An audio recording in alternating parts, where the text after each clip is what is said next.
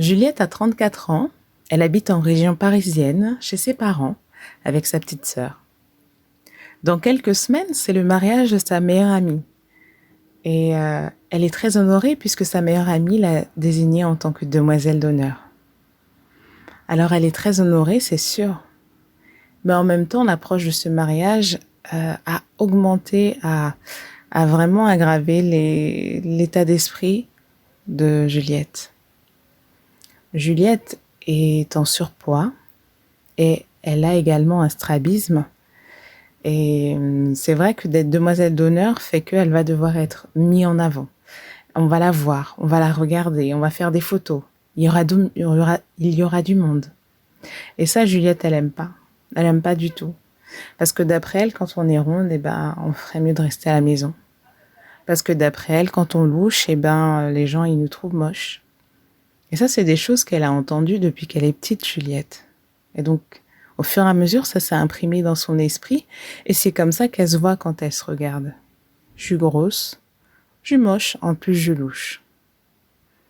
Avec ce discours-là qu'elle a à l'intérieur d'elle, bah, Juliette, elle est complètement rongée par ses complexes. Elle arrive même pas à voir ce que les gens lui font remarquer. Sa douceur, sa gentillesse, son côté faux-folle lorsqu'elle se lâche. Tout ça, elle ne le voit même plus.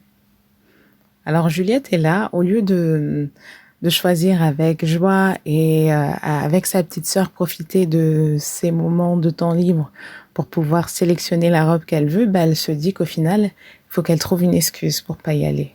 Parce qu'elle peut pas. Elle peut pas supporter le regard des gens sur elle. D'ailleurs, il n'y a pas si longtemps que ça, à son boulot, un de ses collègues s'est moqué d'elle. Parce qu'en passant près de son bureau, elle a fait tomber son cahier. Les parents et la sœur de Juliette ont bien compris que c'était une période compliquée pour elle, que le stress augmentait de jour en jour, la date s'approchant. Et ils ont vraiment envie que leur fille et leur sœur arrêtent de se prendre la tête avec tout ça et qu'elles se rendent compte à quel point elle est magnifique, à quel point elle est belle, à quel point elle mérite d'être heureuse. Les parents de Juliette et sa sœur ont donc décidé de lui faire une surprise. Et ça, Juliette va le découvrir en rentrant chez elle ce soir.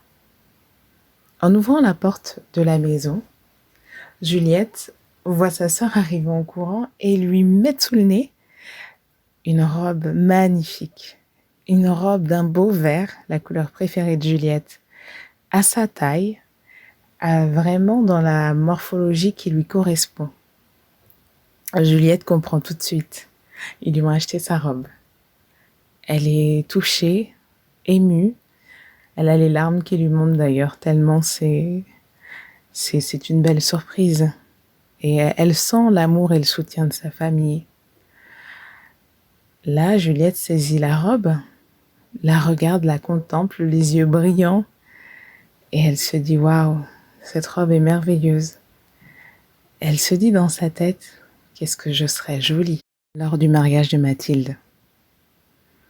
Les semaines passèrent et le jour J arriva. Le matin, coiffeur, maquillage, l'après-midi, enfilage de la robe, et le soir, c'est le moment d'aller. Juliette est à nouveau assaillie par ses démons intérieurs. Non mais je suis pas belle, le maquillage est pas réussi. Oh punaise, on voit mes bourrelets. Oh là là, et puis mes yeux. Je peux même pas mettre de lunettes de soleil, on est le soir, mais qu'est-ce que je vais faire? Oh non, j'ai plus envie d'y aller. Et là, en proie au doute, ses parents l'attendent dans la voiture, sa sœur également.